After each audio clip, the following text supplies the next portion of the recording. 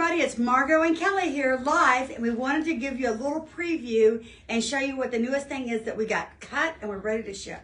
Yes. So quilted. And quilted. We have the new multi-seed packet from Kaffe for 2023. We've got all the fabrics in. We got it cut yesterday, and this is the size of the quilt. Yes. So as you can see, it's a lot of fabrics. I think there's over 19 fabrics that he's put in there, and we've added one more fabric because when we got ours done, we decided we wanted to add a black binding because the backing was teal look, and I didn't really feel like it went with the binding fabric. The binding fabric that they chose is a floral that's in yellows and oranges, and it just didn't look as good to us with the backing as the total black did. And then we decided that the black really framed the quilt well. I was gonna say it just really makes these the black pop out. The black pop out. But which is also really complementing those colors that just make them that much more vibrant.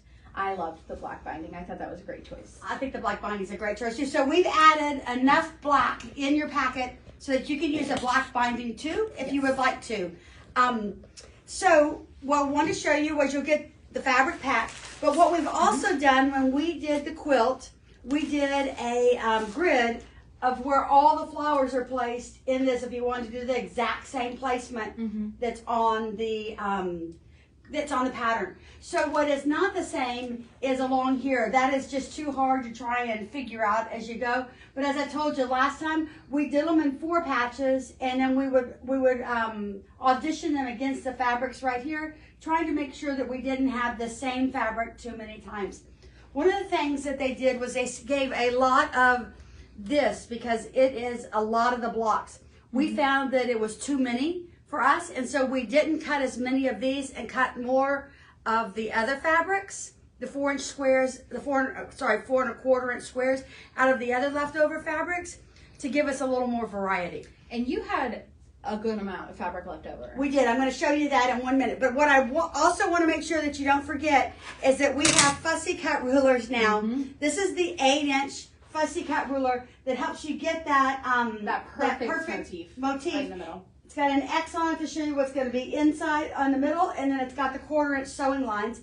And this is 4 1/4. It's exactly what you need for your small squares. So you can do the same thing again if you want to fussy cut them. And out of this fabric, they did fussy cut all of these 4.5 inch flowers or 4 1/4 inch flowers out of that. So we have these as a separate purchase, and you can purchase along with the seed packet. It really helps. And these are exclusive to us as well, these little rollers. So it doesn't have all those lines to kind of confuse you a little bit. It's really nice to have that clear template there to see your flowers exactly. And so people have said, well, why is this seed packet so expensive? Because it is a little more expensive than his other the last seed packet that he put together. And it's because it's got 3 or 4 more fabrics, and he gives bigger cuts of yardage this time because he felt like he wanted to allow the quilter to cut out different flowers if they really wanted to have like a favorite flower that they wanted to see in it 3 or 4 times.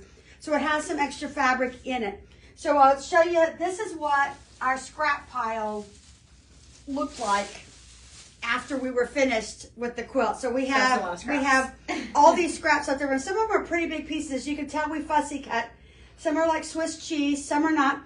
But what we were going to do is we wanted to keep this so you could see the amount of scraps you had left over. But what we're looking at doing is taking these and cutting them either into 5-inch squares, or maybe doing another smaller version of this with the 8.5. We haven't really played with it yet to see what else we can get out of this, but that's our next step.